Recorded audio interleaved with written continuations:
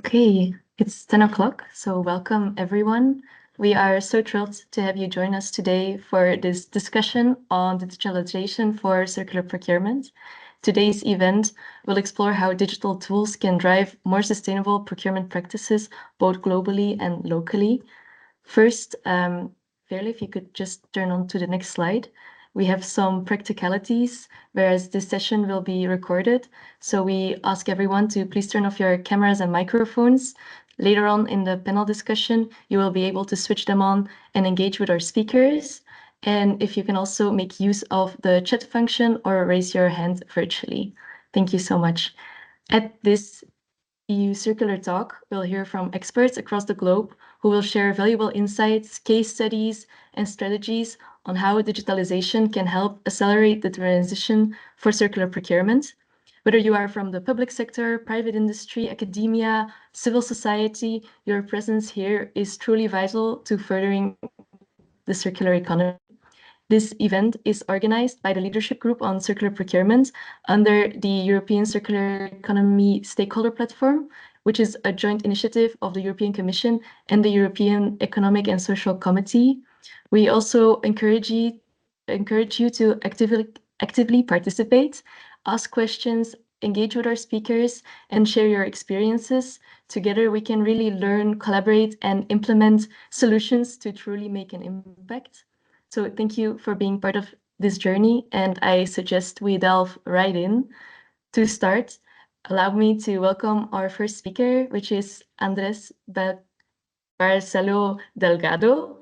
Andrés has been a member of the European Economic and Social Committee since 2015 and has served as a rapporteur for the committee opinion on carbon border adjustment mechanism, and has also been the Director General of UNICED, which is the Spanish Steel Association, since 2009. Previously, he oversaw trade policy and statistics and has worked across various industrial sectors, including steel, capital goods, and mining. And he also held public administration roles in Spain and served as pre-accession advisor in Poland for coal and steel restructuring. He sits at the boards of UNE, Eurofair, and World Steel. Andrés, it's my pleasure to hand over to you.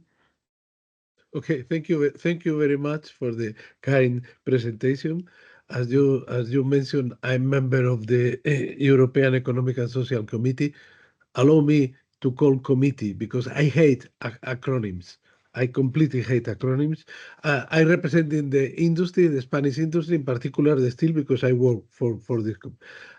As I'm honored to open this session, but it's well known that the shorter is the introduction, the better will be the session. So I will be very short.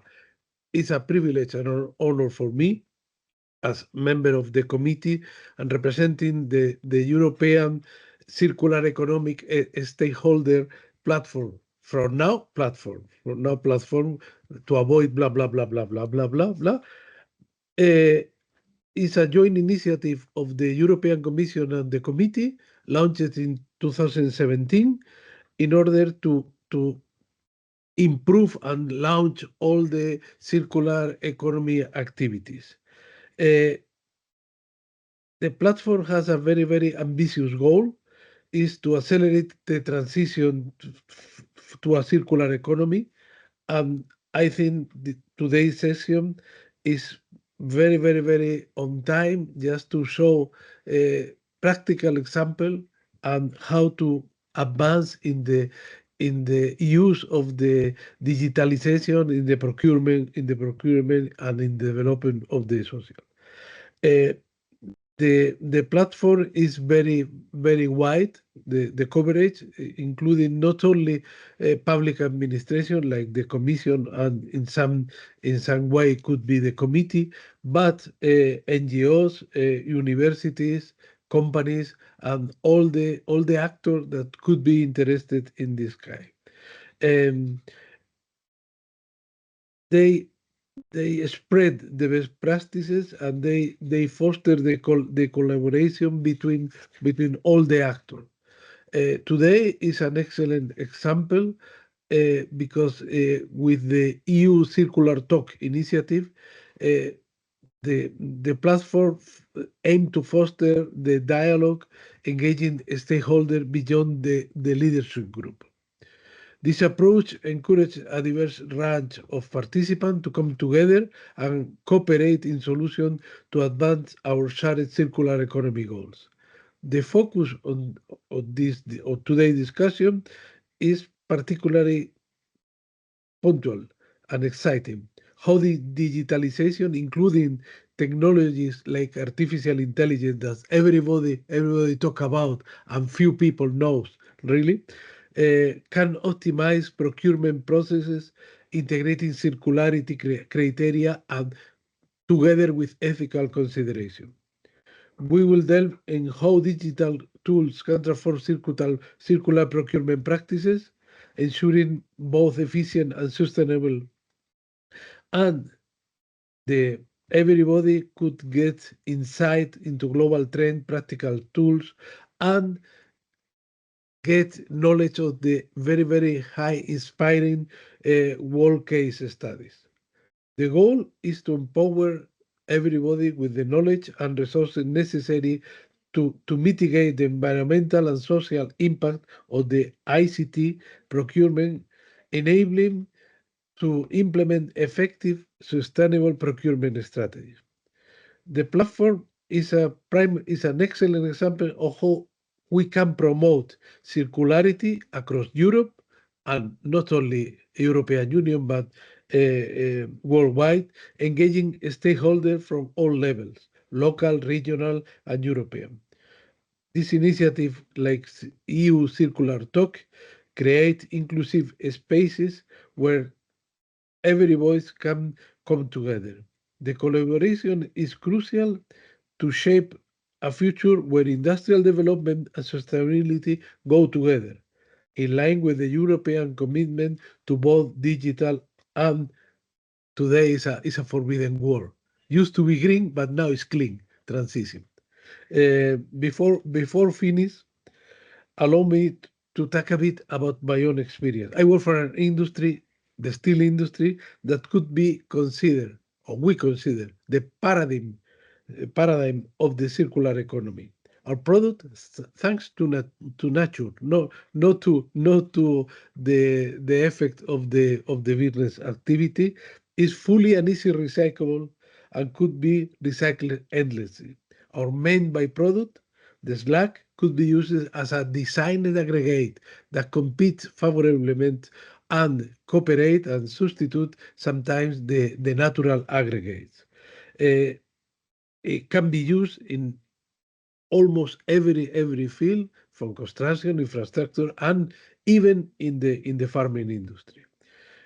To my understanding, this is a personal view, the steel industry can, are like mutatis mutandis, the character of Molière in Le Bourgeois Gentilhomme. We were in the circular economy, but we didn't notice yet. Now we notice, and now is the time to improve to every field, not only the classical, but improve in every field. Thank you very much to you for the invitation, and thank you to be part in this session. And as I promised, as shorter as better. So please go ahead. Thank you. Thank you so much, Anders, for setting the scene for the discussion today. Next, I would like to introduce you to Marieke Weerdestein. Marieke works as a senior advisor at the Sustainable Public Procurement team of the Ministry of Infrastructure and Water Management, Rijkswaterstaat. In her work, she primarily focuses on IT. She is also the program manager for the Circular and Fair ICT Pact, also known as CFIT. And in this role, she leads the CFIT Secretariat. Previously, Marieke worked for over 20 years in various roles promoting sustainability in international supply chains, working for a consultancy, an international NGO, and a multi-stakeholder initiative. So Marieke, I happily hand over the floor to you to tell us a bit more about this CFIT initiative. Thanks so much, Alexandra. If you could pull up the slide. Yeah, I'm really pleased to be here today and to be able to very briefly introduce the Circular and Fair ICT Pact. Next slide, please. Um, So I think most people who are in today's call are quite aware of the environmental and social impacts of the ICT supply chain. And we see a rapid growth of the sector, multiple new applications. Think of the use of AI more and more in today's world, but also the fact that ICT access is now available to most people around the globe. We can expect these environmental and social impacts to increase. And with the belief that we all have a role to play in addressing those impacts, also as consumers, whether we're private people or buyers and users of ICT in a professional setting, the Circular and Fair ICT Pact was launched in 2021. Today we have participants in 12 countries in various parts of the world, and the objective of the pact is, or what we aim to do, is to work together internationally to accelerate sustainable production and use of circular and fair ICT products worldwide through the power of procurement. Next slide, please.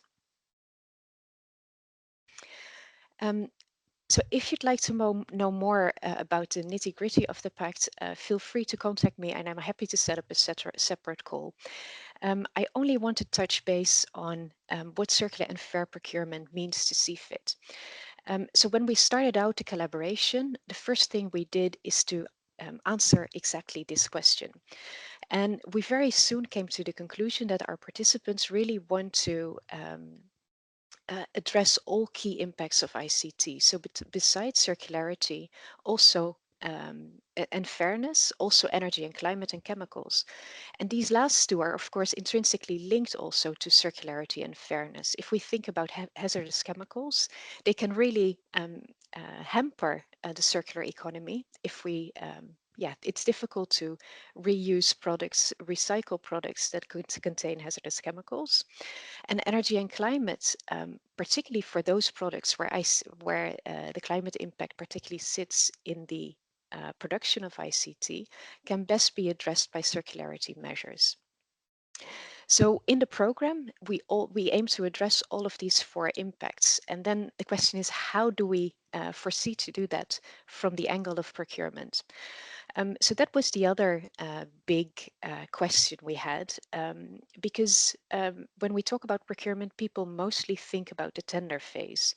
But we said that if we really want to make an impact, we really need to start before the tender, thinking about what we can do. So the procurement cycle, as we see it in CFIT, follows procurement as a cycle that follows the life cycle of products, starting in the pre-tender phase, following through the tender phase, but also thinking about what we can do in the post-tender phase. And we identify four key strategies to help address and improve the impacts on those four thematic areas. It is buying less, buying better, using products better, and using products longer. And we believe that if we can effectively introduce these strategies, we can really make a positive impact on all of these four impact areas. And being mindful of time, I would like to leave it at that. If you'd like to get in touch with us, feel free to leave your details in the chat or contact me afterwards. And with that, I would like to give the floor back to Alexandra. Thank you so much, Marika. So now it's time to welcome our next speaker, which is Vincent O'Reilly. Vincent is a category manager in the ICT sourcing unit of the Office of Government Procurement in Ireland, focusing on end-user devices, computer and storage and bespoke ICT projects. And Vincent will tell us more about the framework contract for remanufactured laptops, which he has experience with. So Vincent, I gladly give you the floor. Hi all. It's gonna be 1 second. I'm going to share my screen.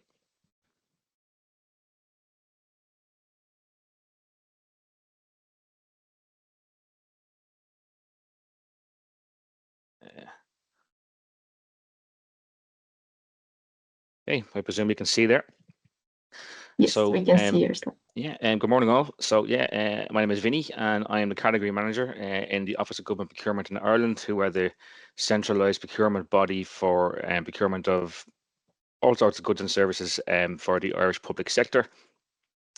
I focus on the ICT procurements, including end user devices and so on. And as part of that, we recently established a framework for remanufactured Windows laptops, which is a new departure in terms of public procurement, because we've never bought anything of this nature before. We usually focus on new, so it was an interesting way to move away from buying new into the circular market. So what I'll do is I'll give you an overview of the framework. So it has been established since May of this year. We have one supplier, and that is Green IT, who are an Irish SME, and they're in consortium with Circular Computing, who many of you may have heard of. They're the only internationally certified organization who can provide equipment to the remanufactured standard. We set up the framework so it can be direct drawdown, so it's very easy to access for all of our clients. As I said, we provide access to solutions to every public sector body in Ireland, so they can very easily, everything's done for them contract wise. They'll just need to draw down the equipment as needed. It's open for use by all bodies in Ireland. It's a 4-year contract. It's up to 30 million euro over 4 years, and that's the equivalent of about 60,000 laptops. And you don't have to buy just one standard machine. It can be configured to the needs of your organization. There's different versions available for education, for science, for universities, for your standard office user, and so on. So flexibility is huge. What's really important is they're available at scale, so we can buy large amounts of the same laptop, for an organization. Makes it easier for them to manage their estate, manage images, and so on. You don't want to be having ad hoc bits of laptops here and there. It's at scale, the same as it would be if you were dealing with one of the OEMs on new equipment, which is also very important. And what's also very important is that it enables public bodies in Ireland to meet targets that have been set by the government on green policy. So up to now, there weren't really any frameworks in place that would help them do that. This is the first one. A bit of background on how it came about. So myself, I'm only in the OGP 2.5 years. I was 20 years in the ICT area, and then stumbled into public procurement somehow. I'm still here. So it came about OGP, as in who I work for. We basically had to bring in more circular ways of doing things, circular arrangements, and we got access to the Green Public Procurement guidelines for the procurement of ICT, and that includes end user devices. The Irish government produced the Circular Economy Action Plan a few years back, which didn't really focus on central government, but it was kind of a framework for us to build on. The EU Green Deal, and then earlier this year there was a policy produced, the Buying Greener Green Public Procurement Strategy and Action Plan, which we actually had a say in, and I'll speak more about that later on. And one thing that we had on our side is that the minister who's in charge of the OGP, and he's a Green Party minister, so he's passionate about this type of I suppose way of working. So having him on our side meant that we could move towards that, with maybe less friction than we would otherwise have had. And it also happened to be that it was the same time that we were renewing our end user devices framework anyway. So we said, let's try to bundle this in with the end user devices framework and see how that goes. And just a quick note on this action plan. We actually in OGP had a say in how this was developed. We worked with the Department of Environment and the Environmental Protection Agency here in Ireland. So a good example of interdepartmental cooperation. And we come up with an actual target for the entire public sector in Ireland that needs to be met by all public bodies. And if you have a quick look through the most important word for me as part of this presentation is the last word, which says remanufactured. So we managed to include the word remanufactured as part of one of our targets for the circular use of ICT equipment. So every ICT end user device that we procure, 80% of them must be either EP Gold Standard, TCO certified, or will have been remanufactured. That's really important, and it helps us push this as an arrangement for clients to use. The path to developing the framework was long. We had a few tricky elements involved, which I'll get to now. So the research phase started, as I said, we started with the development of the renewal of our standard end user device framework for new devices. So first of all, which is better, remanufactured or refurbished? Well, for our needs in the public sector in Ireland, it's remanufactured without question. The standards are higher, the warranties are longer, the equipment is more reliable, it's certified to a standard that refurbished just doesn't have. Who are the suppliers, if any? I will say there are very few operators in the market now who can well, there's only one, as I mentioned earlier on, who actually has the certification, but there are very few who can actually meet that actual standard. Can they supply at scale? It turns out they can. We were unsure if that was true, but they can. Are the devices reliable? Yes, they are. Remanufactured devices have a 3% failure rate. That compares to between 6 and 14% for new devices, which I found very surprising. Will our clients actually want them? And when we went out and asked our clients, 25% of them said yes, they will be interested in this type of equipment. What are the benefits of this? Of course, I don't need to tell anybody here what the benefits are. It's clear. It's the circular use of ICT equipment that would otherwise possibly have ended up in landfill or who knows where. So after we did the research phase, and we were happy that it was something that was viable and we could move forward with, we went to market. Attempt number 1, believe it or not, we had more than one attempt in February 2023. So we included remanufactured notebooks, laptops as a lot within a larger framework for new devices. So we had a lot for laptops, a lot for a desktop, we had a lot for peripherals and so on, and we had a separate lot for remanufactured laptops. We made sure that the service requirements and standards were the same as they were for new devices. Our clients, they don't want to buy something that's of a lesser quality. It has to be at least the service has to be at least as good as it is for new devices. Warranties need to be the same as for new devices. The market told us that they were keen on this and that they would be really interested in bidding. We went to market. We were very excited to get this to market. The first time we'd ever done something like this, and it failed. Unfortunately, we did have 3 bids, but only one was compliant. The others failed for various reasons, but we couldn't proceed as we advertised it as a multi-supplier framework. So on that basis, we were advised not to proceed. So we went back to the drawing board and we decided to go out again in July. So after we had established the framework for our new devices anyway, we said let's go back out again a second time in July. So we published a framework for this type of equipment on its own, not as part of an all-in type of lot. It's exactly the same as the previous attempt in terms of the technical specification, requirements, standards, and so on. We spoke to the bidders who had previously bid, and trying to hold our hand, because they're kind of new players in when it comes to public procurement. They didn't quite understand what the requirement was from them.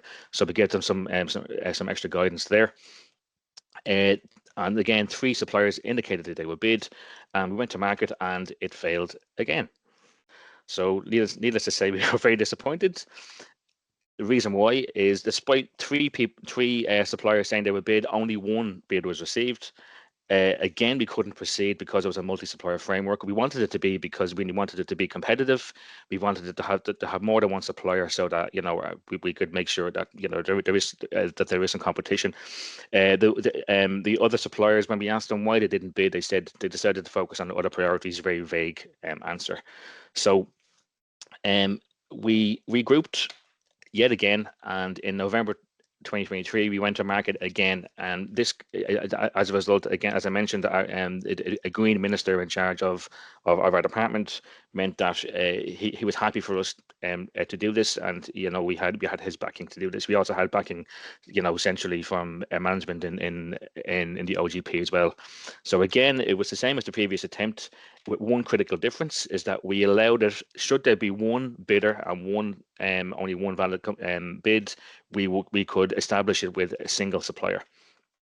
3 suppliers again said that they would bid, and it worked. Finally, we went to market and we had at least one compliant bid. We actually received 2 bids, one of which was compliant. So we were able to move forward with the framework. But it didn't end there. So it took so long for us to get it over the line that a lot of questions started being asked kind of locally. Should we really be doing this? Are people interested, and so on? So before any contract was signed internally in OGP, we had to do extra due diligence.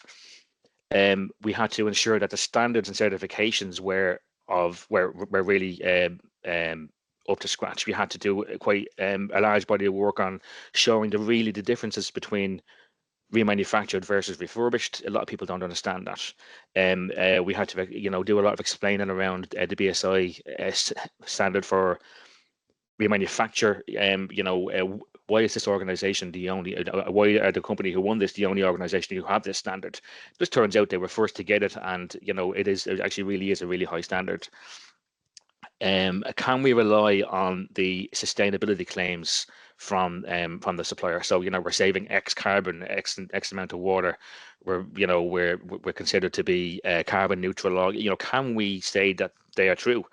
So having had a look at the way they were certified, the way they were examined, the way they have been calculated, it turns out yes, they can be used, they can be relied upon, and we can use them safely. When we're talking about our framework, we can safely say that this is what we're saving. We had human rights and social considerations. What we didn't know early on was that the plant was in the UAE. Now, to me, that doesn't make a whole lot of a difference. But to some people, it's like, hang on, it's outside the EU. It's not really a country that does a lot of ICT manufacturing. I'd be happy with this. So we did again extra due diligence.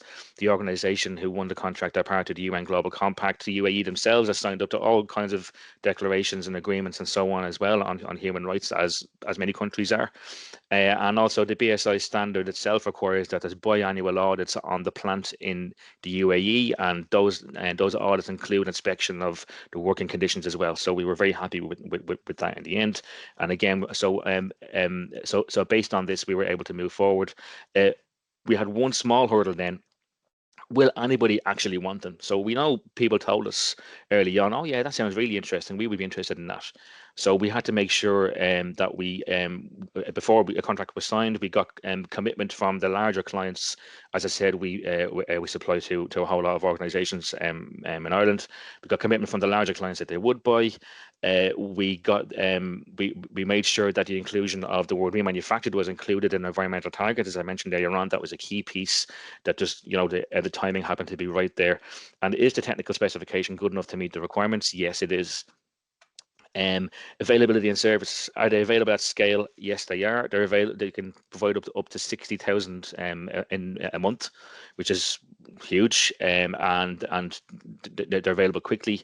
Is the service offering good enough? Yes, it is. It's the same, if not better than it is for on the new devices framework, as I mentioned. I'm skipping through this very quickly because it's quite a broad topic, but I know we're short on time. But I suppose what we learned, so this has been established since May, and we're constantly learning new things every day. Lots of questions, lots of engagement on this. People are actually very interested in. So the key learning, I would say, that comes up every day is that nobody actually knows what remanufactured means, which, and to be fair, I didn't know what it meant either. And so we went to market on the basis, and we promote it on the basis of the word remanufactured. Nobody knows what it means. They think it's refurbished. They assume, and they make that connection that refurbished is like, it's just, it turns on and I can, who cares, it doesn't come with a warranty, but they don't, there's a bit of an education piece trying to get that word out there and the right language. Perceptions overall, we second life equipment, they're not good. ICT people are, like me, I used to be one of them. The nerds that like the newest, the latest, the greatest. They're not too keen on, something old, something secondhand. But ultimately, we know that the equipment that we provide on this framework can meet the requirements of over 80% of every public sector user in Ireland. You can buy a laptop off this framework, and it'll suit everybody. Timing is important. So while we launched this framework and we sang it from the rooftops, many clients aren't ready yet. They're saying, hang on a second, we only bought 5,000 new laptops 3 years ago. We're not interested in this until we come around to where to the refresh cycle of our estate, and they already have contracts in place for new devices and so on, which they arrange through us. It doesn't actually prevent them from using this framework, but they're still, they have their plans and so on in place. And until those plans come around, that's the time that we need to push with them to encourage that they use this. Another issue that we come across regularly is in Ireland anyway. I'm not sure about your own areas or your own organizations, but a lot of the ICT services are centralized in one department, but they service a number of government departments. Basically, what that means is that, say, for example, I work in OGP, and the Department of Environment as well are both under the umbrella of the Chief Information Officer in Ireland. So we need them to sign up to this framework for us to be able to avail of these laptops. And that department actually managed the ICT estate of, I think, it's seven different government areas. So that's thousands of users who rely on them. If they want access to this equipment, they need to sign up. ICT pros, they don't care about green stuff, to be perfectly honest. In my experience, all they care about is that it works, it doesn't give them a headache, and it's not going to cause them any problems down the line, and it's safe. Security issues are regularly raised as a concern. That's not an issue for us. We can explain away those issues. There are no security issues. When people say security issues, they think data on an old hard drive and so on. But all that is resolved. The hard drives are degauzed and certified and so on.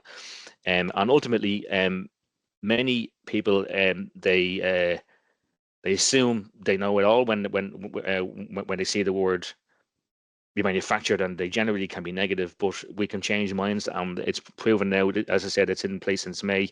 We have over 120, or well, I think close to 100, maybe more clients have signed up to the framework, and and so the devices are being drawn down and used. So minds can be changed. What works? What I would say is that when you're pushing this type of arrangement, the green benefits are important, and that's why we're here. That's what we're talking about. That's why we developed the framework. But clients don't care. If I'm perfectly honest, they are more concerned about other things.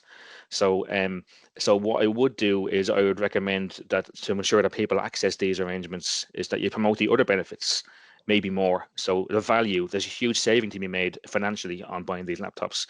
How reliable are they? The warranty and service is all better. So you need to push those hard for clients to be interested. That's what they want to hear. And in saying that, it needs to be better, or at least as good, if not better, than the offering for new, for heads to be turned. Again, it's just a learning that we've had. What we also have on this arrangement is that there's no questions asked. If a device is faulty, it gets taken away, and you get a new one immediately. There's no questions asked, and that's really important for clients too. Try to maybe focus your policy and your targets directly related to remanufactured. Well, in our case, that was the term we used. In your case, there may be other types of areas you're focusing on, but for us, this was the word, and we worked hard to get that included as part of a policy. and we're shocked that it was included, but we stayed quiet and it got published, so it's out there now. We're happy. Interdepartmental buy-in. So when you're working towards these arrangements, so we worked with the EPA, we worked with the Department of Environment. So, and while we're all the Irish government, like many governments, we're very siloed in terms of what we do.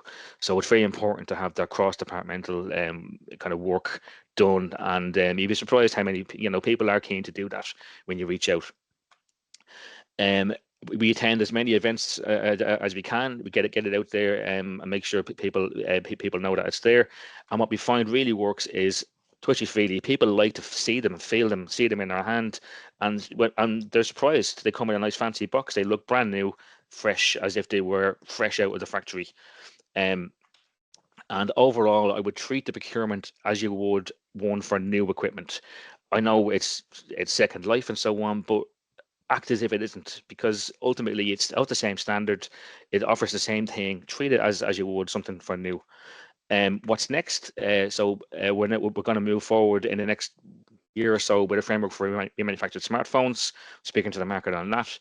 A centralized framework for disposal of equipment, including an option for disposal via remanufacturing.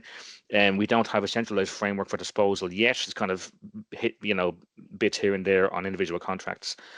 And then the environmental benefits, which I said people don't care about, but we do. These are the main environmental benefits, so per device and per contract of the overall contract. So I'll leave you with that. Those are the key, I suppose, savings. And I've no idea how much time I've been speaking for, but I shall hand back over to you guys. And thank you very much for listening. Thank you so much, Vinny, for sharing these valuable insights. If there are any questions, feel free to put them in the chat where Vinny can either answer them or we can take them up in the panel discussion, which will be after. But without further ado, let's welcome our next speaker, which is Claire Downey. Claire is the Policy, Research and Education Director at the Rediscovery Center, leading teams in policy development, circular living models, and education. She led the Direct Life project and developed a low-carbon website. With over 20 years of experience and a degree in chemical engineering, she has managed multiple circular economy projects and serves on European and national advisory groups. She is also a fellow at the Chartered Institute of Waste Management, and Claire will share insights about their low energy website project. I'm pleased to pass the floor to you, Claire. Thank you very much, Alexandra, and to the organisers for having us. A hard act to follow from Vincent, very impressive procurement project.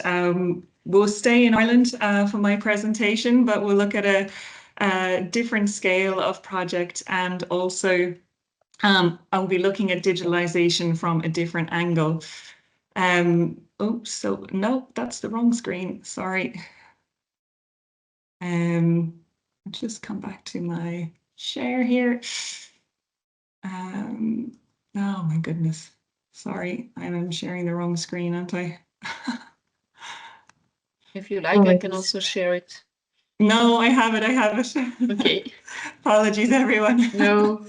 There, okay, No good. Okay, so I am, as Alexandra mentioned, at the Rediscovery Centre, and we are the National Centre for the Circular Economy here in Ireland. We're proud members of the European Circular Economy Stakeholder Platform Coordination Group and the Reuse Network Europe as well.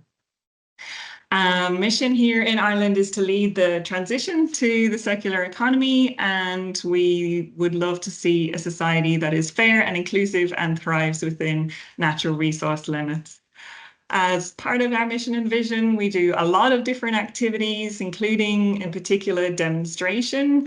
And one of our important demonstration projects recently was our Direct Life project. We were very fortunate to receive funding from the European Life Call for NGOs, which was to help NGOs to reach their audiences during the period of COVID, when, of course, our physical engagement was very restricted.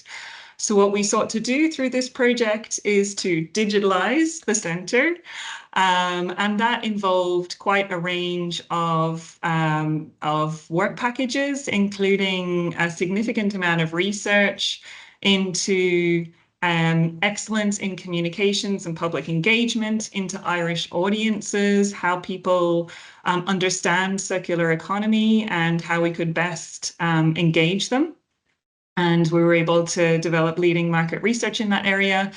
We looked at user journeys and the digital sphere and how we could use customer relationship management for managing touch points on social media, through websites, and through our online webinars. And we also developed, which is what we're here to talk to you about today, a low carbon website, which is really a demonstration activity to talk about digitalization. All of this work helped us to develop a project with the Department of Environment in Ireland to deliver a national platform for the circular economy, which we'll be doing over the next 5 years. So it was an extremely important project for us.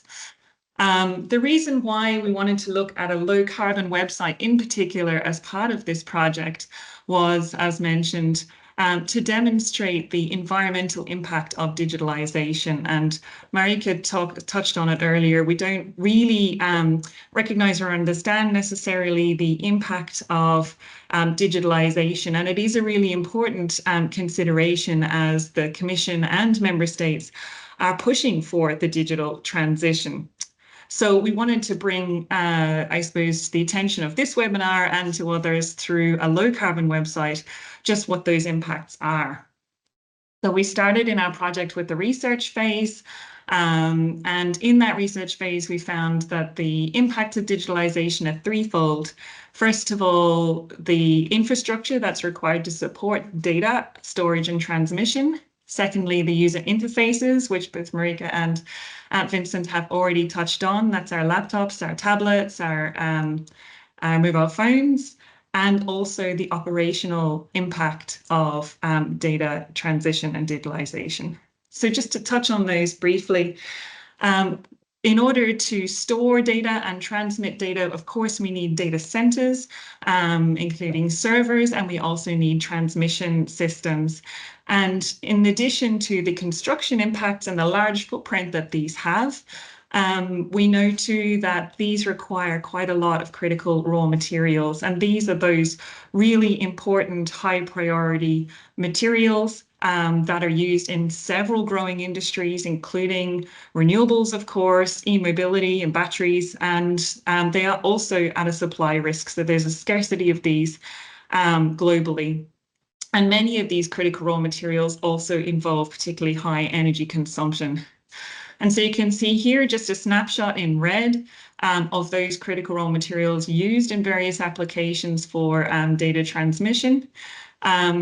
And we also know that the design life of data centers is typically only 10 to 15 years. So even as we build them, we have a lifespan of 10 to 15 years before we need to fully replace all of these again. So very, I suppose, high impact in terms of the infrastructure behind digitalization. We've touched on already those user interfaces and the impact of laptops, of tablets and e-phones. They not only also add to the demand for critical raw materials, but are creating a growing waste problem. And e-waste is one of the fastest growing waste streams in the world. We're now at 62 million tons produced in 2022, which is up 80% from 2010. And if you're interested in this space, I highly recommend you look at the Global E-Waste Monitor. And finally, as also alluded to, there is a significant energy demand for data transmission. And that we've presented here a few examples of that. The collective impact of transmitting data for European emails or inboxes is estimated at around 52,000 tons of carbon per year if you translate from electricity to carbon. The impact of web page views is about 100 kilos per page if you assume 10,000 monthly views. So all of these of course, translate into huge figures when scaled up to the number of pages that are looked at. Streaming services, very high impact for high definition streaming. And of course, we're seeing a growing interest in artificial intelligence that has very significant energy demand, very high processing energy required, and an estimate of the impact of ChatGPT alone is around 141,000 tons of carbon. So all of the activity that we do online has this back-end impact, and I think it's really important that we take that into consideration as we move in this direction. Of course, all of this is processed through data centres, and in Ireland we have 80 data centres, and this is increasing out of a total of 8,000 globally. And they currently consume 18% of our electricity, and this is forecast to grow to at least a third of our electricity by 2026. So for these reasons, we wanted to look at how we could develop a website that demonstrates best practice and helps to raise this concern around the impact of digitalization and the environmental cost. We knew that the market was not very well established for developing low carbon websites. So we did a lot of initial research, as mentioned, and wanted to include that in our request for quotation. So as I said, it was a smaller scale procurement project. But what was also important is the trade-offs that are involved in developing something that has low impact, a low carbon footprint. For example, how do you trade off the load time? How do you trade off the quality of the imagery, of the engagement on a website if you're also trying to minimize images and minimize videos? How do you minimize the load time? How do you make sure we're not using energy unnecessarily or pointing people down rabbit holes so that they're viewing more pages than required? But most importantly, how do we keep it engaging? And all of these questions were really important in making it an actually excellent website to use as well. So we included quite a lot of considerations in our request for quotation. It was a very long request. Of course, we had to include our expectations around functionality, excellent user experience, and form. We also included our research, our market research that I mentioned, into audiences so that the bidders knew who was accessing our website and who else we wanted to reach and how to tailor our website to reach those audiences. Of course, we have conditions such as training and Google Ads and so on. And we also included some of the considerations that we had come across in terms of developing a low carbon website. So what are the high priorities for making sure our website is sustainable, and what are the low priorities? We included a weighting, of course, and we received 6 responses. And in the end, we selected New Graphic in Ireland after a consultation phase. And what really struck us about this organisation was that they saw the development of low carbon websites as their future direction. And they were willing to put in the research in their response to show that they really wanted to explore this area thoroughly and show best practice. So just to give a flavour of what is involved in developing a low carbon website, and then I'll show some examples of our website itself. Of course, it's really important to have local hosting so the data transmission is minimized. We looked for hosts that were powered by renewable energy, and all of this allows for faster loading. In terms of functionality, it's really important to remove from websites unnecessary functions, for example, having Twitter feeds on websites that people rarely look at, and to avoid plugins as much as possible that are built into coding. We absolutely limited the number of images that were used and videos, and that's of course really hard to do in today's extremely visual world where we know videos really do engage people. Important to avoid videos auto-playing when you load up a website, and all of that helps reduce size. In terms of graphic design, we removed, as I said, a lot of photo imagery and graphics and created graphics in what's called scalable vectors. So these are very simplified images that don't rely on pixels, but look at points and drawn lines between them, as you can see in the black box there. And that really reduced the size of the graphics we have on the website. We relied on system fonts so that people didn't have to download fonts as the web pages loaded. The background of our web page is dark, so that screens aren't lighting in order to show the page. We used extremely streamlined code, delete everything that's unnecessary at the back end. And importantly, in the design, we made sure that we could point people to the exact information they required in as few steps as possible. So they didn't have to click through so many websites. We needed to reduce ad bounce rates, make sure it was really easy to find, and all of that means a very optimized menu and no broken links. And all of those just reduce the number of times people are clicking and going through pages. So in the end, this is our website. As you can see, it's extremely simplified, and we have a black background beneath this section, streamlined menu. And you can see too, where we have images, we've used monochrome images and very reduced size as well. The end result of all of this back-end work is that we now have a website that's 86% lower impact than other web pages tested, and we're very proud of that. And on our website at the bottom, you can find this carbon calculator, and you can also test the impact of your own website if you're interested. So I hope that was useful, and look forward to questions as well. Thank you. Thank you so much for your insights, Claire. This was so interesting. If you have any questions for Claire, please use the chat so we can pick them up in the panel discussion later. So now let's turn our attention to our next speaker, which is Hannes Maki. Hannes is the Digital Strategy Manager at TCO Development, the organization behind the world-leading sustainability certification for IT products, TCO Certified. And in his role, Hannes is currently leading the development of the unique product identifier criteria for the next generation of TCO Certified.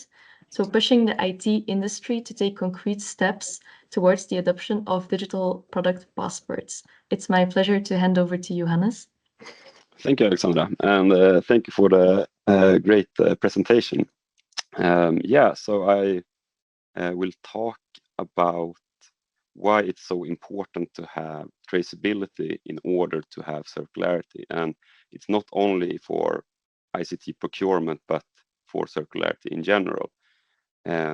But first, as Alexandra said, my name is Hannes Maki, and I am the Digital Strategy Manager at TCO Development, the organization behind the Type 1 Ecolabel TCO Certified.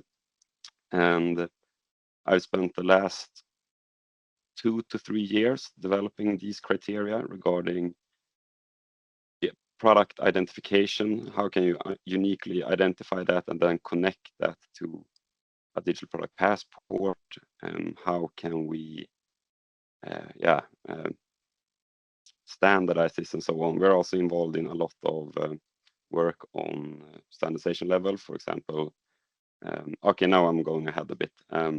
Let's first, for those who don't know, about TCO Certified. So TCO Certified is a global sustainability certification for IT products, and we cover a wide variety of product categories, and we focus to have criteria that creates direct impact and both environmental and social.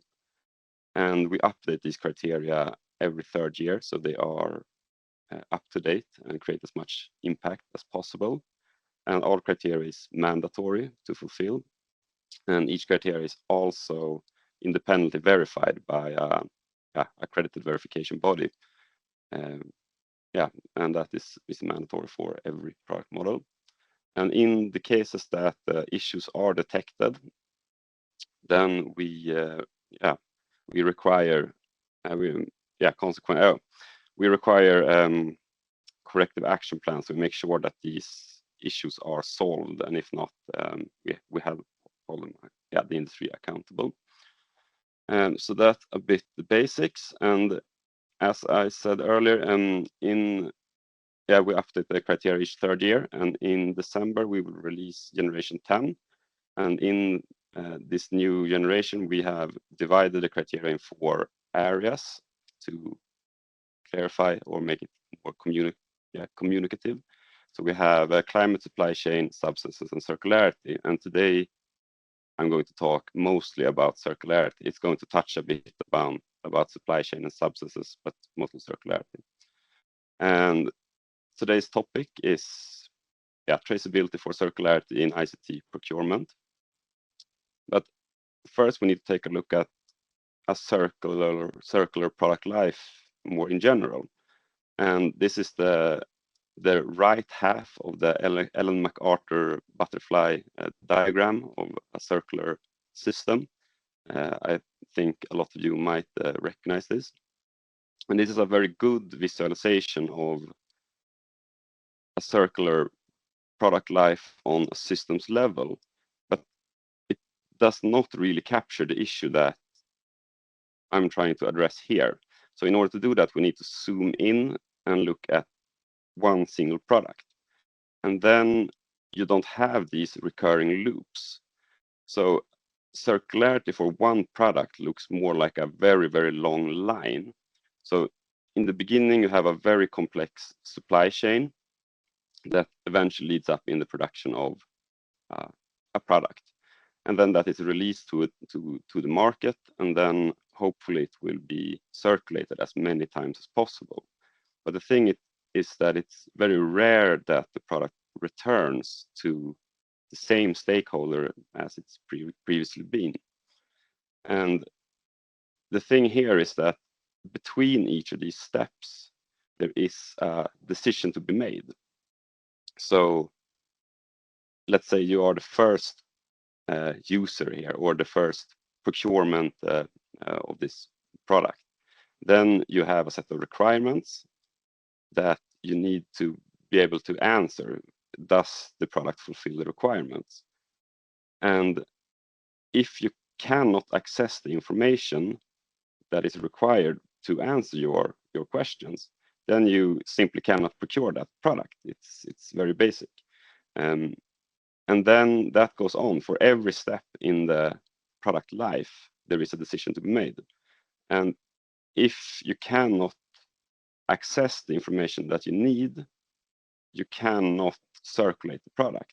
So the difference between a resource and waste is basically information.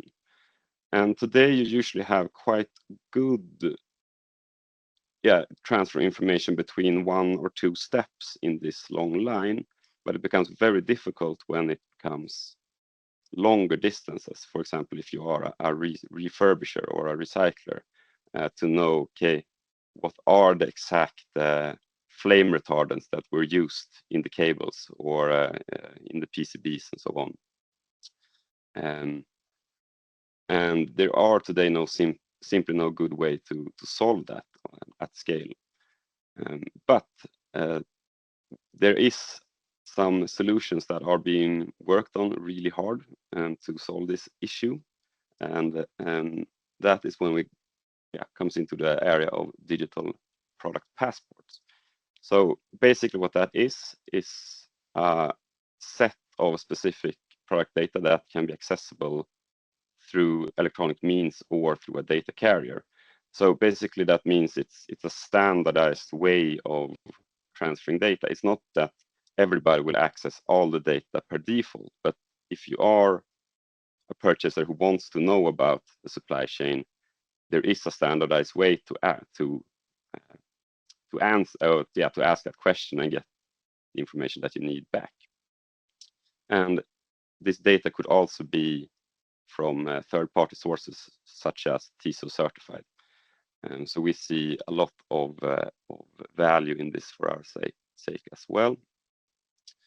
And then how will this affect? Okay, maybe we can back up a bit. And in the ESPR, the Eco Design for Sustainable Product Regulations, there is a whole chapter about digital product passports. So it will become mandatory for all products in the in EU to have a digital product passport. The first product category is batteries, and that will go live in February 2027, so it's quite soon. And how will that affect procurement of ICT products?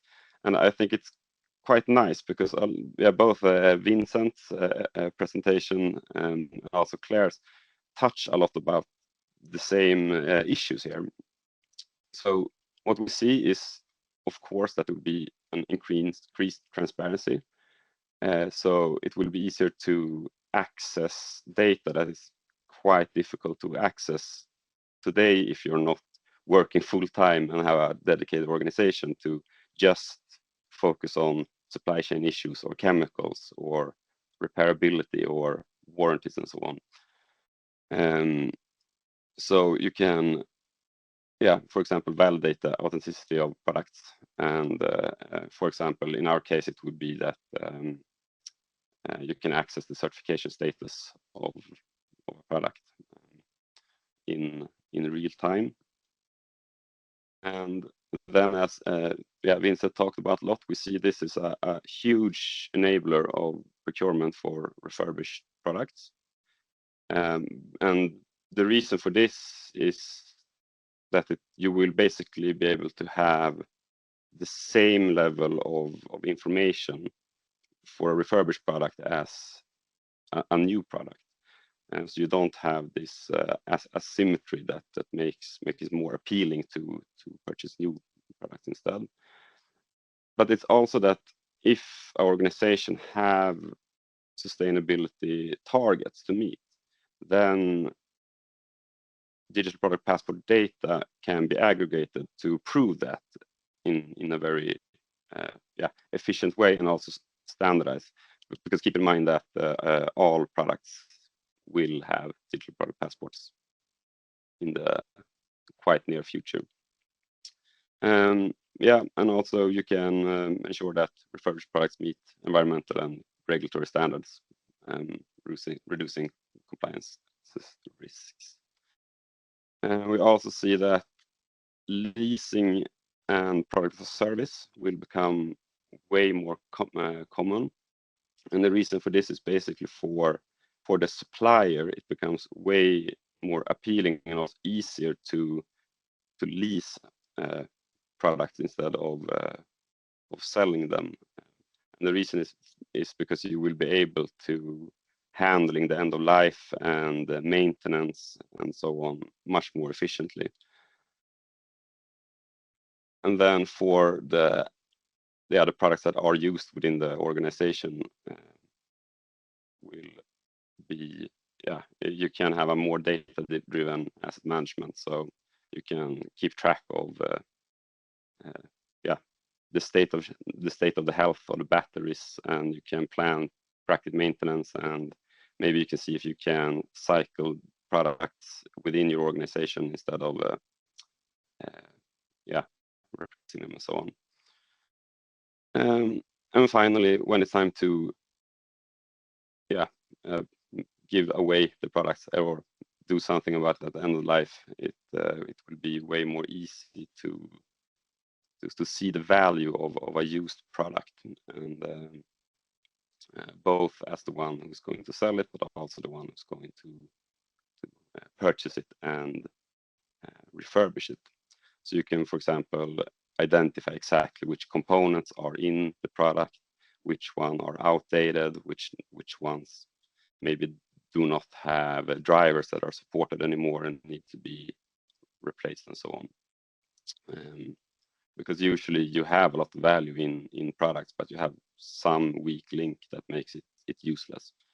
And hopefully that will be prevented with this better information sharing. And when will this happen? I touched upon it quickly earlier, and we have the EU-wide DPP as part of the ESPR, and batteries is the first product category and that will happen in February 2027. And then it's not all batteries; it's larger batteries like industrial batteries and EV batteries. And then, relevant for us, the IT product. We are in the working group that is developing the standard that this regulation is going to refer to. But it's not decided a final date because there's a lot of work to be done before that. But don't quote me on this one, but my personal guess it will be between 2028 and 2029. But if you look a bit closer, we are already taking a lot of steps towards this. So in the new generation of TCO certified that's released December 4th this year, we require all certified products to, first of all, use the GTIN, the Global Trade Identification Number, as to identify the model, which most product categories already do. But for example, for notebooks, that one model could have maybe a couple of 100,000 theoretical configurations. Sometimes they use some other identification method. But we're also requiring certified products to have a data carrier that is connected to a website. So the QR code, which is the data carrier, has a URL-based unique product identifier. So each unit is unique, and that is connected to a website. And when you scan this code, you will go directly to a website that can provide the GTIN number for the product, so you can identify it and you can see if that's the same that you ordered and so on, and the serial number and the model name. But in next generation, we will start to require more, for example, spare part access to spare parts, access to warranties and so on. And if you want to follow this work that we're doing already, we have a purchaser advisory forum that where we gather some more engaged purchasers in our work. And that was everything for me. If you have any questions about anything, feel free to contact me. Thank you so much, Hannes. So if you have any questions, again, please use the chat function. So without any further ado, let's welcome our next and also final speaker, John Goriup Dermastia. John is the co-founder and CEO of VCG.ai, leading product development, circularity, and digitalization projects in procurement across the EU. He focuses on sustainable business models using big data and artificial intelligence. As an economist and ECESP Business School graduate, he previously also co-funded 2 startups specializing in digital solutions for bio-based industries and leveraging networks for participants' benefits. John will share insights on AI and big data as enablers for sustainable circular procurement. So John, you can have the floor. Thank you.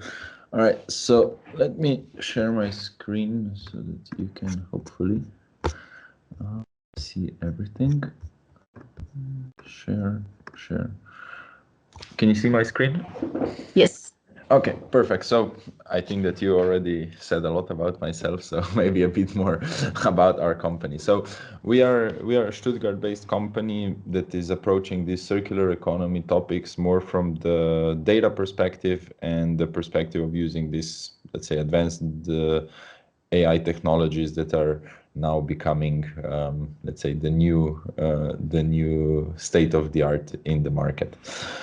So in terms of this public procurement, it's one of the biggest, or let's say procurement in general is one of the biggest drivers in terms of the change in terms of how we see it. So on one side, you can request what, like we saw from previous colleagues, information regarding products that are more aligned with circular and sustainable practices. However, this green public procurement is still only a small percentage of the procurement that we see across Europe. And so this, let's say, is a big gap that we see right now that we can drive so that this money that is about 2 trillion euros per year in terms of public procurement alone can be more directed to these circular and green products and services on a larger scope. So the way we see it is that the data behind that we use in order to develop and design procurement processes and execute them is actually the biggest, let's say, driver here that will enable us to scale such practices across Europe or across the world. Right now, if we are only basing and developing procurement processes based on information of experts or information that is processed by humans, we are foregoing a lot of the data that we have, that we can design better processes and that we can design more targeted and more tailored procurement projects and on a larger scale.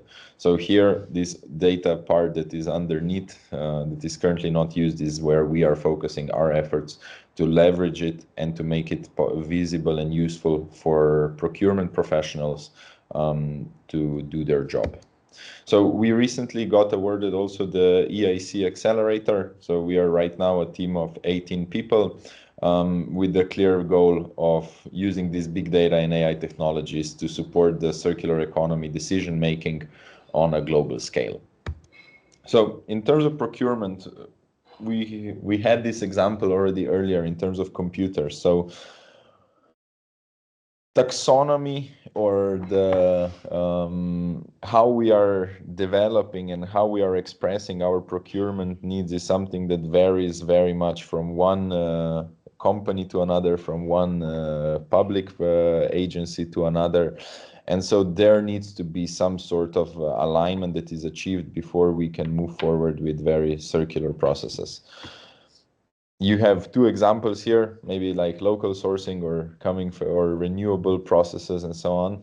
These are very different things that if a human cannot sort of standardize, also a computer cannot. However, on the other side, this, let's say, circular economy taxonomies already have a lot of examples. So you will have those, for example, ISO-based taxonomies. You will have those that are OECD indicators. You will have many different taxonomies and many different sort of indicators that are important to consider when you are discussing these procurement processes. So here, one thing that the large language models and the AI technologies that we have at the moment are very good at are aligning these sort of indicators, taxonomies, and actions in a way that a human simply cannot process, or it would actually take very long time and cost a lot of money to do.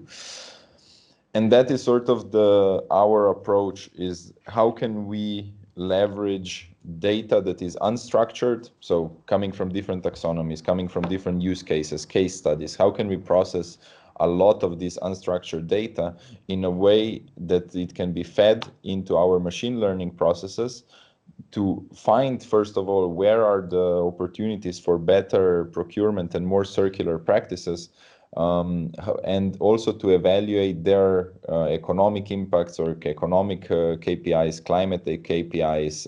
How can we evaluate the optimal scenarios so that in the end we generate the most tailored and informed procurement processes based on a very big data of case studies, of success cases, of taxonomies, of actions, of everything that we are combining on the left side of our equation, and that we tailor it to exactly the goals or the projects that each procurement department has.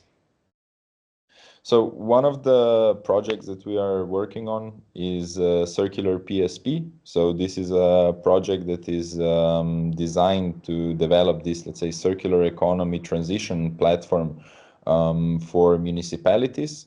where we are working with municipalities such as Berlin, Istanbul, Helsinki, and a few others, and where we are one of the suppliers of technology and the data platform behind it to enable this circular transition for those institutions, and later on also enable that this is something used by the broader, let's say, public procurement professionals across Europe. So what is the goal? The goal is to create an all-in-one platform that allows the cities, and the public procurement is sort of a big part of that process to transition to more circular practices. And so there are three elements in terms of what we are able to do with the use of AI and big data in terms of it. On one side, it's about generating sort of like strategies and missions based on understanding the overall situation in a certain procurement department or in a certain sort of city setting, and based on the goals and targets that have been set. The other one is to have a sort of assistant to the procurement professionals, and the third is designing these procurement processes themselves. So when it comes to the mission part, it's really about using, creating concise and let's say tailored mission and objectives based on overall data that the organization already has. So regarding reports, regarding strategies, regarding different sort of actions and projects that they are involved in. Also taking into account data on the overall, let's say, material flows and overall industrial and urban environment within the region. So taking into account what sort of activities are mostly going on in a certain region, we can model the material flows and have that as a sort of additional factor to the strategy and mission generation. Beyond that, it's also about having this fine-tuning, so based on certain department that maybe have KPIs more related to greenhouse gas emission reduction, or certain ones that have it more on reuse and recycling. Those can be, also then tailored through these questionnaire inputs from the individual processes.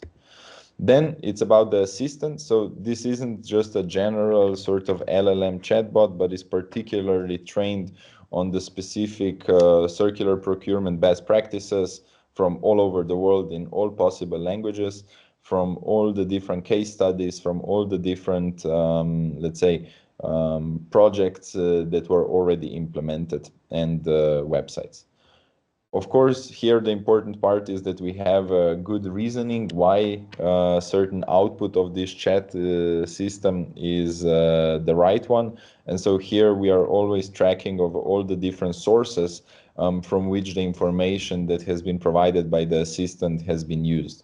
This way we can ensure the, let's say, legitimacy of the data that we provide and of the assistant's outputs in general. The third one is about designing these procurement processes. So on one side, once we have some ideas in terms of what has to be done, so for example, use more refurbished computers, it's really about designing the procurement process for implementing this in the real life. And so let's say that we already discover and sort of decide that this is now something that we aim to do for more, let's say, refurbished IT equipment. How do we set the KPIs to the potential suppliers? What has worked previously? What has not worked? And what sort of KPIs will ensure long-term use of the product in the end? How can we reduce the most greenhouse gas emissions? How can we make it the most economically viable for everyone? So here is where we have this huge, let's say, data lake behind our product, where we are then gathering all the different procurement KPIs and all the requirements that have to be set in the RFP that is issued publicly. And so again, not just based on your experience as an organization, but based on experience of other procurement professionals and other procurement departments across the world. And so our goal is really to build this circularity process sort of data space where we will have a complete overview of all the different good practices, but make it tailored to the specific procurement process that you are discussing today. It can be for food, it can be for computers, it can be for a new construction project. Really have the one in all data space and an AI interface to that data space, so that we can develop the most sustainable and the most viable procurement processes, and therefore sort of speed up the adoption of more green procurement on a massive scale. So yeah, that's in general, in short, what we are doing in terms of procurement, and would be happy to go through all the questions later on in the roundtable as well. Thank you. Thank you so much, John. You can leave your camera on, and I would like to ask our other speakers to also put their camera on, since this brings us to the next part of our circular talk, which is the panel discussion. So I'd warmly welcome Marieke Weerdestein once again, who will be moderating our panel discussion. So Marieke, it's really a pleasure to hand over to you. Thanks so much, Alexandra. And well, some of the stories I knew a little bit better than the others, but I'm super impressed with what I heard, and I hope the other participants are as well. Looking at the perseverance of Ireland in well, taking 3 goes to get the remanufactured procurement to an end. Claire, really impressed also by how you've put sustainable IT in practice in your own organization for your own website, and also looking at the data and the statistics you mentioned. They were familiar to me, but I can imagine that it's given a lot of food for thought for people also on how we can reduce our own environmental footprints.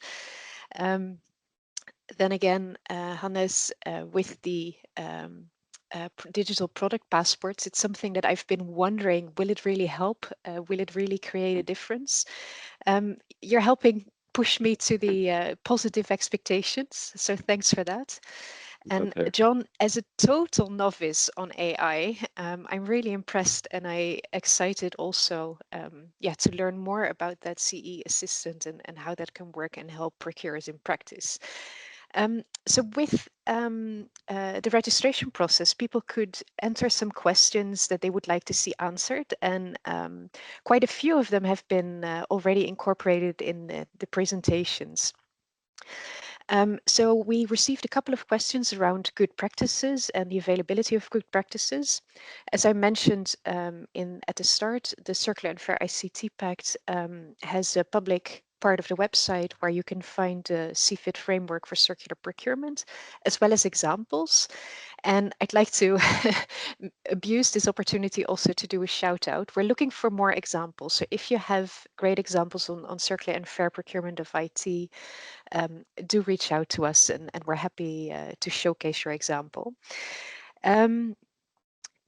John, first question to you. You were mentioning that the CE assistant is putting together through AI all kinds of good practices and examples. How does it work in practice? How do you find these examples, and are those best practice descriptions, or do you use the actual tenders? Can you elaborate a little bit more on that? Yeah, so it's our input data that we use is basically, as you said, like, for example, tender documentation. We use data on case studies, on reports of good practices, on literature that was built around the procurement know-how in the last, let's say, decade on these circular economy practices.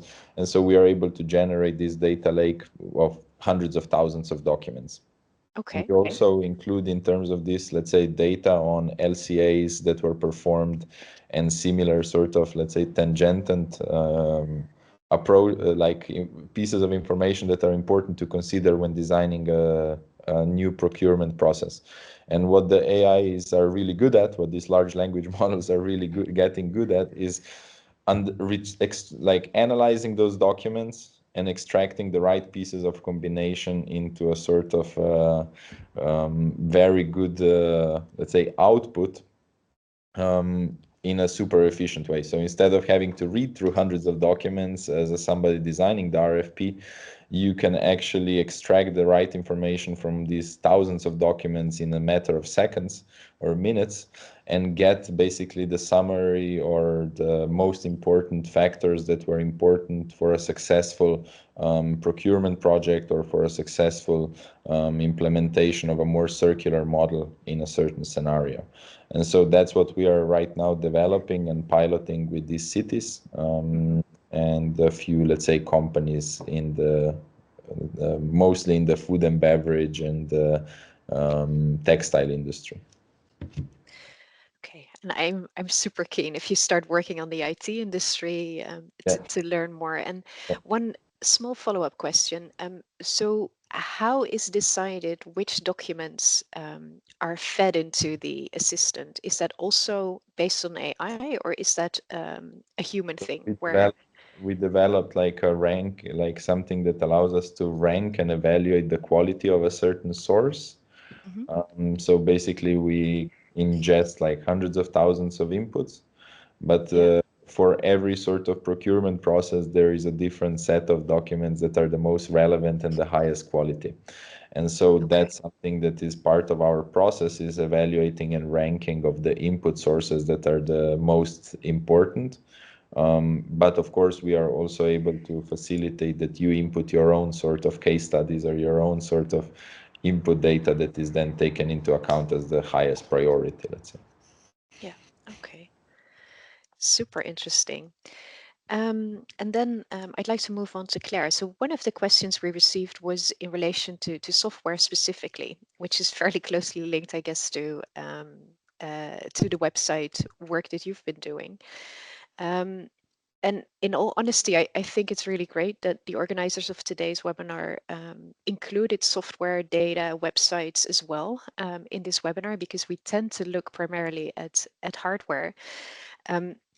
But realizing that, someone told me last year that about 2/3 of the data that we store is never ever accessed again. So if you think about the carbon impact of data, of software, it's really something that we need to be mindful of as well. Claire, so the question that we received was, what circular considerations or rules can be applied in case of procurement of software development services? Can you elaborate a little bit more on that in addition to what you shared? Yeah, I suppose just taking it from the online or digital perspective that we worked on. One thing we didn't do in our request for quotation is we didn't set a target for how, I suppose, sustainable we wanted our platform to be, because we weren't sure what was possible at the time. And there are a lot of trade-offs between, as I mentioned, engaging imagery and the quality of the experience and really reduced graphics and videos and file size and so on. So, but I think as we see more of this type of development, it will be easier to set more kind of ambitious targets. I think the main thing really for websites, and I guess to some extent for software too, is to consider what is actually necessary. It's like everything in circular economy. What do we actually need first and foremost? Do we need all of this functionality? Because all of that, I suppose, creates a heavy loading in terms of data and power. And the functionality, that you do need, how can you use it most effectively? So how can you make sure people are finding it quickly and using it correctly, and not, I suppose, in the case of websites, wasting time navigating through so many pages to find what they want. So in the case of software too, it's how do you make it as efficient as possible for users. So the user experience is really important. And we did quite a bit of mapping of user journeys and thinking about how we wanted to make it as simple as possible for people to find the content that they needed. So that's the user experience. And then, of course, as I said, in our case, we looked a lot at how we reduce the actual the background code, the imagery, use of videos and so on as well. So that's all part of the considerations. Thanks so much, Claire. And then follow-up question to John, I guess. So Claire and Rediscovery Center have been really working on reducing the impacts of their website. And I guess many people here in this call have seen the debates last summer after Google published its annual report, where they mentioned that their actual carbon footprint, despite all of their efforts, had gone up, particularly due to the increased use of AI. So I'm just wondering, John, what's your view on the opportunities that AI clearly offer to help us do our work better and more efficiently? And at the same time, yeah, the fact that it is increasing data load incredibly, and the associated impacts of data centers and cloud, etc. Yeah, sure. So I think that like we have to look at it from like a net positive or net negative perspective, and I think that we are here still a big a lot of the AI applications have a net positive impact. Of course, there are also like what we are doing is we are implementing some sort of strategies that allow us to mitigate the computational requirements, so that basically we split up the process in a way that we do the embeddings and all the, let's say, necessary stuff to make the AI work once, and then we only do the basic extraction of data that is a lot less computationally, let's say, intense whenever the users interact with it. And so this way we can greatly reduce compared to something like, for example, GPT or something similar. And I think that a lot of these new innovations are going to come in terms of how do you reduce your computational load, and staying on the forefront of that is something that we want to do in terms of also keeping our, let's say, promise of developing sustainable, not just providing tools for sustainable transition, but also being ourselves in that space. Yeah, thanks for that addition. It's really great to hear, and indeed quite important. I don't see questions coming up in the chat yet, so don't hesitate to list your questions. So until we have some new questions, another question that was submitted through the registration process was around using digitalization to support the monitoring of outcomes of circular procurement. So I'd like to move over to Hannes from TCO Certified. I think TCO Certified is probably familiar to many of you as one of the key certifications of IT products. And like any certificate, verification is, of course, an essential element of the process. So I'm just wondering, Hannes, do you within TCO use digitalization or digitalized tools in the verification products? And yeah, why do you do so, or why don't you do so? Yeah, it feels there's like slightly two questions there, but I can address the last one first. So the system that we have set up requires a lot of manual work. There's like so much verification and audits and so that goes into the system. So of course we have discussed a lot about the potential, for example, using some automated systems to make it less demanding to be able to go through the certification process. But at this moment, we have not. It's not reliable enough because it's so important that it does not like go wrong, and until we can be very confident that there are no errors, then I think we are not going to move into that. So that would be the answer. And the first one regarding to monitor the effects of circular procurement, I think it's really important to distinguish like circular procurement from circularity in general, because that is more of a practice. It's something that organizations do. It's not only when you purchase stuff. It's more how do you use them and try to extend the life as long as possible. We are a tool for purchasers to leverage their buying power towards the industry. And of course, we want to give as much as possible back. So we are exploring a lot of ways on, okay, how can we help purchasers to prove their sustainability benefits or less harmful impact, if so to speak. But I don't have any concrete answer right now, but we're working on it. Thanks so much, Hannes.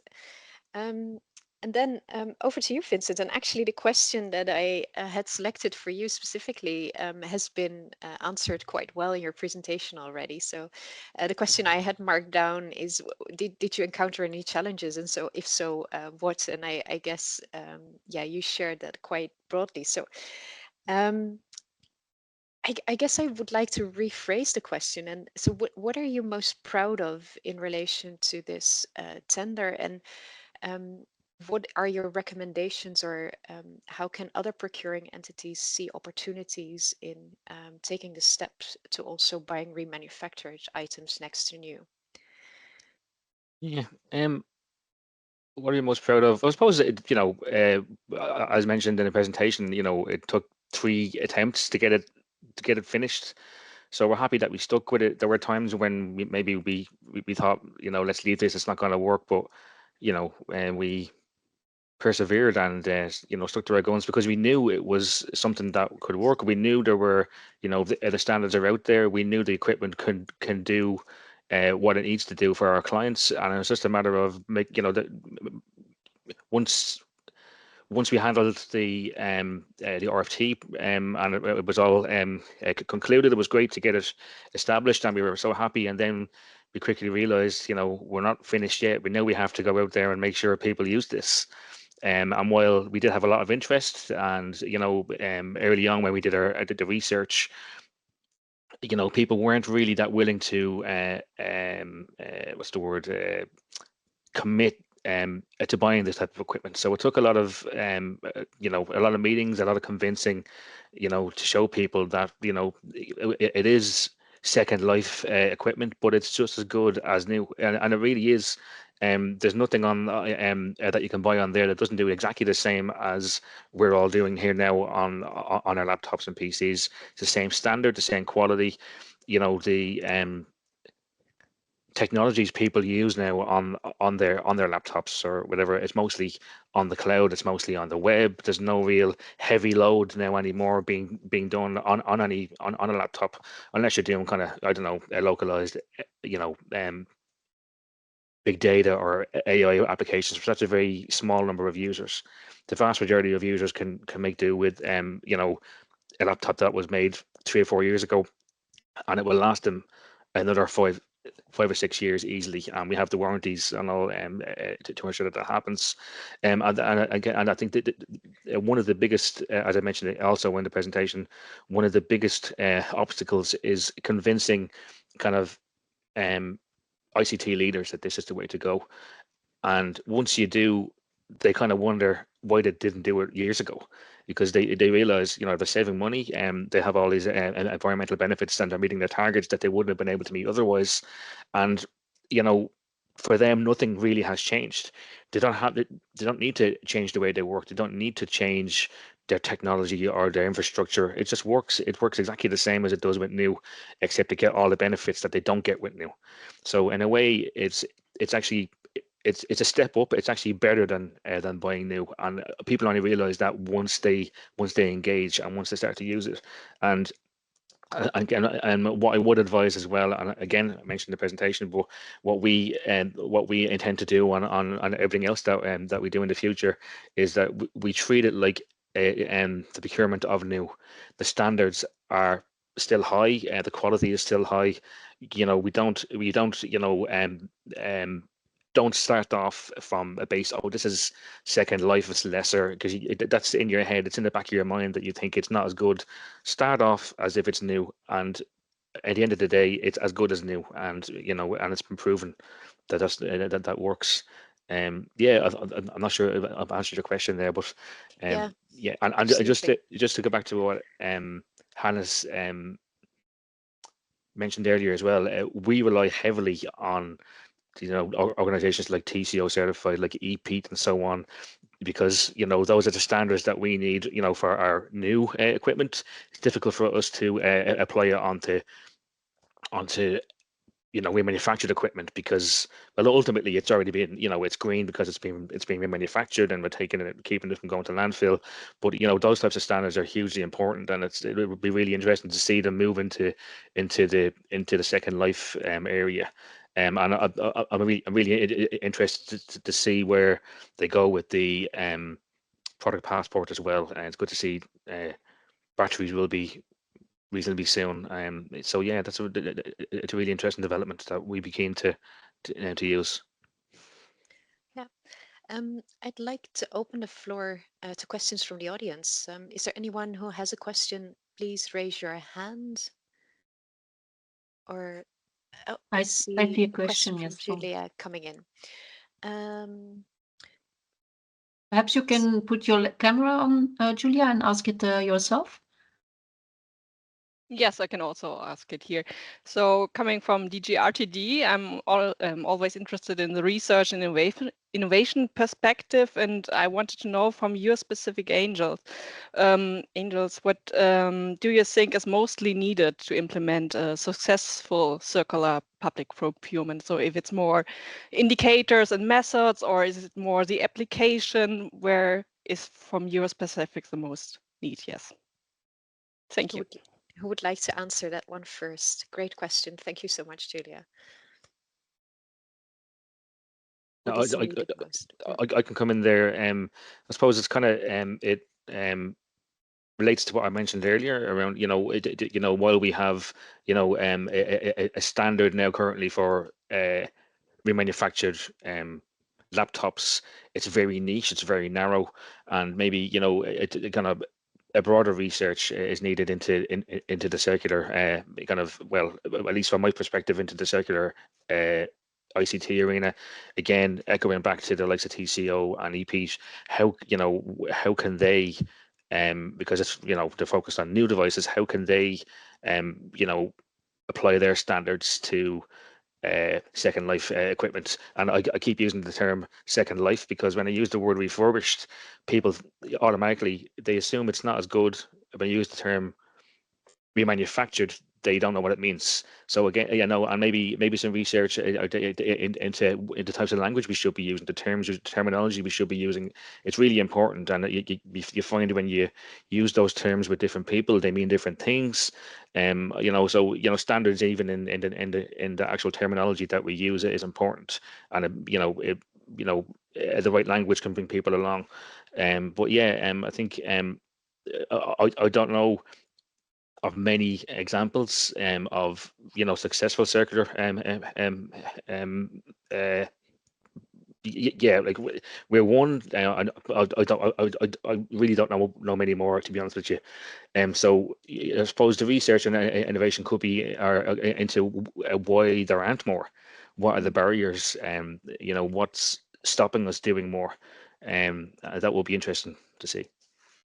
And so what I wrote down when John was presenting was the lack of clarity on definitions and the need for a common vocabulary. Is that something, John, you want to elaborate on? Yeah, I think that is definitely the a big part of the story, because it's when you mention standards are very precise, and specifications and requirements are very precise. And I think that here there needs to be a lot of alignment in terms of every single procurement process, that it becomes also standardized how RFPs are prepared, so that the suppliers can adapt to that, because if I'm a supplier now and I see 10 different procurement processes specifying 10 different requirements, for my products that would classify them as circular, it's very difficult for me as a supplier to develop our company in a way, or develop our product offering in a way that actually fits these requirements. And the more that they are standardized, the more the suppliers can actually then prepare themselves and prepare their product range to meet the requirements that we need. Yeah, and vice versa, I guess for procurers, it's essential Yeah. also to be able to compare different offerings in response to a request for proposals. Claire and Hannes, do you have anything to add? Any wishes, desires from your end in terms of R&D? Yeah, I agree a lot of what you both say, but maybe specifically what Vincent said, that it would, when it comes to like research, then I think it's more important to understand why it's not more of a common practice today, because I don't think there is really any like technological innovations that's needed. It's more, I think it's an organizatorial issue more than a technological one. Yeah. Yeah. So I would like to see some research on that. Yeah. Thanks, Hannes. Any final words from you, Claire? Well, the theme is definitely research, with also around the impact of digitalisation. I think more research would be helpful. In Ireland, we also have very good green public procurement guidelines from the EPA, and this includes considerations in the pre-tender phase, and that's where you would like to see this thinking included. So how could we design things for lower, I suppose, digital footprint? So I think that would be really valuable, and of course more case studies and with real impacts showcased. Yeah, thanks a lot, Claire. Let me move back to the chat. I see that Pekka has a question, comment, or reflection that she'd like to add. So can I ask you to take the mic and turn on your camera? Okay, hello. This is Pekka from Finland, Helsinki, and actually we are in the project what was presented there, the Circular PSP project, and that's going pretty well. I can't comment so much because the tender process is on, but looks promising. I want to just give a little bit reflection what's been done in Finland. We actually, the national level, we joined in the digital data spaces program of EU in order to share the procurement data more precisely. But on the criteria side, we have also had a couple of projects in Finland where the different municipalities provide recommendations and data how to adjust your procurement, especially the tender preparation phase. Just one learning on there. If you do that like a project-based work, the continuum of the project is essential. Who will carry out the data, kind of taking care that the systems will stay on and so on. So there's no use to make kind of peak value of making new metrics and recommendations. And many countries have this problem that the criteria collection, for example, has been based on a project, not the continuous operations. So I think this is crucial. And then about the measuring of the procurements in Finland, we have a couple of commercial partners who provide the procurement platforms, but also a government platform, which is, let's say, more light platform. But in all of this data which is coming now from the governmental side is input for the special data space where it is being kind of opened, anonymized and opened for the third parties to make measurements like consultants and so on. I think this is making a great effect for the ESG and other measurements, that you have actually possibility to open data sources for the external consultants instead of always also buying a consultant to evaluate or make a metrics, which is also, I think, in Nordics is a big dilemma that the consultants are working in industry, so they are highly occupied in that area. So there were my reflections on that, but excellent webinar, and I really like this. Thank you so much. Thank you, Pekka, for contributing. Yeah, looking forward to learning more about what's happening in Finland in this space. I don't see any further questions in the chat, so I'd like to end the panel discussion with a question to all the different panelists. Is there any specific trend, evolution, or best practice that you would like to share with the audience, which you feel could really enhance circular procurement of ICT or digitalization for ICT, for circular ICT, I should say? Any final thoughts you'd like to share with the audience? And let me start with Hannes. Yes, then I would say a trend to use TISO certified in your procurement, and then digital product passports, and also to just extend the product life within the organizations. Thank you, Hannes. And next in my screen is John. Yeah, I really like what was mentioned by Mr. from Finland. Like, I think this trend of open data spaces and because data will become, it is already super critical, but the more open data that we have, the more applications and more actually findings and optimizations can be built on it. And so this sort of procurement data can actually support the development of applications like, for example, what we are developing, that can then provide a much better support to the procurement departments and procurement professionals around the world to make this transition happen faster and more efficient. And I think that this will be a big trend, hopefully, in the coming years. Thanks, John. It looks like it will be indeed. And Claire, from your end. Cool. Yeah, I think as we move towards much more digitalization, we're seeing a lot more data centers being built in Ireland, as I said. We really need to raise awareness about the impact of that and the measures that can be taken to reduce the impact. I think there's a lot of careless use of data at the moment at individual and organizational level. And when I was doing some research for this webinar, I came across a kind of sarcastic, funny website with a lot of comparisons for individual energy use. And one of them was by turning off your lights all day, every day for a month, you conserved 1% of the energy needed for artificial intelligence to generate a picture of a duck wearing sunglasses.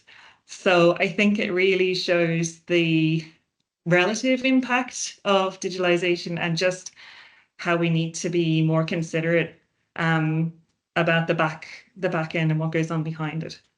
Yeah, I couldn't agree more. And if you wouldn't mind sharing that source in the chat or later, I think it's a great way to raise awareness on these things indeed. And Vincent, over to you. Yeah, I suppose I'm more, I'm on the ground doing, nationalized ICT procurement. So I like kind of practical solutions, practical pathways.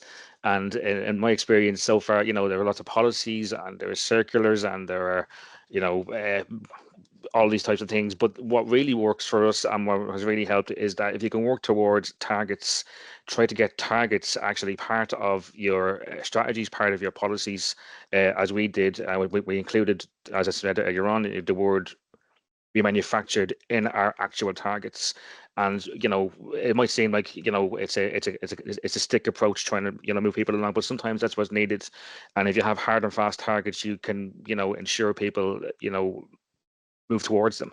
And yeah, for us, I find that's what's worked. So if you do have that influence, if you do have access to that level, well then I would encourage you to get those targets met or get those targets set at least. Yeah, thanks so much. And I absolutely recognize that in our work as well. All right, so we're coming to an end of the webinar. So before I'd like to give the floor back to Alexandra, I think I love what I heard today and I learned a lot, but I think also building, I guess, a little bit on what Claire said, the most sustainable procurement is the one that didn't take place. So really also always keep in mind, do we actually really need something? How can we buy less, use products that we have longer? Can we refuse or rethink certain strategies? But when we do procure, I'm really excited to see that you've given us a look into the future of what's going to be possible. So back over to you, Alexandra. I need to say I am really impressed by all of your work, and thank you so much, Marike, for the fantastic moderation.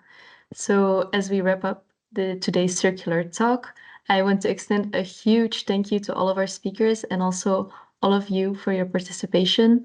So I'd say let's continue the conversation, share what we've learned, and undertake action toward a more circular economy. I would also like to touch upon some useful links you can hopefully see on your screen right now. This session was recorded and will be available on the website of the European Circular Economy Stakeholder Platform. You can also find the link to the CFIT initiative, where you can find a lot of information, good practices, and you can also always reach out to Marike if you want to connect. We have also linked our website circularprocurement.be, where you can find product-specific information in our learning hub. There's also this hub on ICT, so I would also recommend you have a look over there. And then last but not least, we also have this LinkedIn group called Circular Procurement Learning Network, which you can join by scanning the QR code. We kindly invite you to join. It's an international group where everyone can ask their questions as well in English as in native languages. We already have 1.7K members, so it's a big living community.